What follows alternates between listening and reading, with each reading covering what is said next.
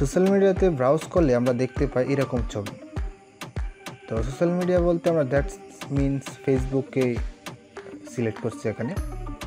তো এই ধরনের ফটো কীভাবে আপনি তৈরি করতে পারেন শুধু এক ক্লিকের মাধ্যমে, সেই প্রসেসটা আজকে আমি আপনাদেরকে দেখাবো। তো অলরাইট বন্ধুরা, অবশ্যই ভিডিওটা কন্টিনিউ করবেন।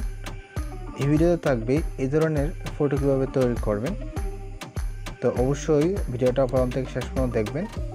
আর এই চ্যানেলে নতুন দর্শক হয়ে থাকলে অবশ্যই আমাদের চ্যানেলটা সাবস্ক্রাইব করবেন, পাশে থাকা বেল বাটনটা অবশ্যই প্রেস করতে ভুলবেন না। তো চলুন তাহলে আমরা অ্যাপ্লিকেশনে প্রবেশ করি এবং দেখি কিভাবে এটা দিয়ে এই ধরনের ফটো এডিট করতে হয়।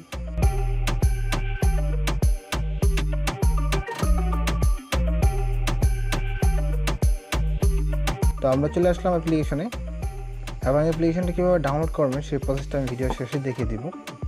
তো অ্যাপ্লিকেশনে প্রবেশ করার পর আপনার উপরে দেখতে পারবেন তিনটা অপশন রয়েছে, একটা হচ্ছে টপ, একটা হচ্ছে ট্রেন্ডিং, একটা হচ্ছে রিসেন্ট।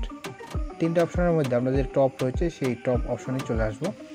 আসার পরে এখানে ডান পাশে দেখতে পাচ্ছেন একটা ঘর রয়েছে, এই যে ছবিটা, সেই ছবিটা আমরা টাচ করে দিব। টাচ করার পর এখন আপনি যেই ফটোটাকে আপনি এইরকম ব্যাকগ্রাউন্ড করতে চান সেই ফটোটা এখান থেকে সিলেক্ট করতে হবে। তো আমি সাপোজ আমি যে কোনো একটা ছবি আপনাদেরকে সিলেক্ট করে দেখাচ্ছি। তো আমি যদি এই ছবিটা সিলেক্ট করি, এই ছবিটা আমি সিলেক্ট করলাম। সিলেক্ট করার পর এই যে তীর আইকনটা রয়েছে সেই আইকনে আমরা টাচ করে দিব। টাচ করে দেওয়ার পর একটু লোডিং হবে এবং একটু লোডিং হওয়ার পর কিছুক্ষণের ভিতরেই আপনার এই যে প্রসেসিং হয়ে যাবে এবং সেখান থেকে আপনার ছবিটা অ্যাড হয়ে যাবে।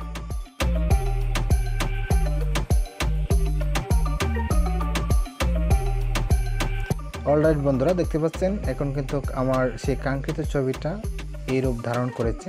তো এভাবেই কিন্তু আমরা সিম্পলি একটা টাচ করে আপনার যে ছবিটা রয়েছে সেই ছবিটাকে এরকম রূপ ধারণ করতে পারেন।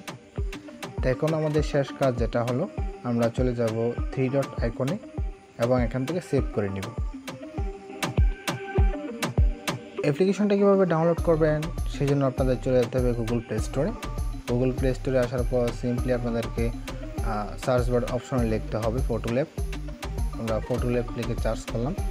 ফটো ল্যাব লিখে সার্চ করার পর এই যে অ্যাপ্লিকেশনটা আপনার সামনে চলে আসবে এবং সেটা আপনারা ইনস্টল করে নেবেন এবং ইনস্টল করার পর এটার ভিতরে প্রবেশ করবেন। প্রবেশ করার পর আপনারা যে কোনো একটা জিমেল অথবা ফেসবুক আইডি দিয়ে সেটা লগ ইন করে নেবেন। দ্যাটস কাজ ওকে, এবং সেখান থেকে খুব সহজে এই ধরনের ফটো আপনারা এডিট করে নিতে পারেন। তো সিম্পল এই কাজগুলা আপনাদেরকে খুব ইজিতে দেখিয়ে দিলাম। অবশ্যই আশা করি ভিডিওতে একটা লাইক করে দিবেন আর ভিডিওটা বেশি বেশি শেয়ার করবেন। ধন্যবাদ সকলকে।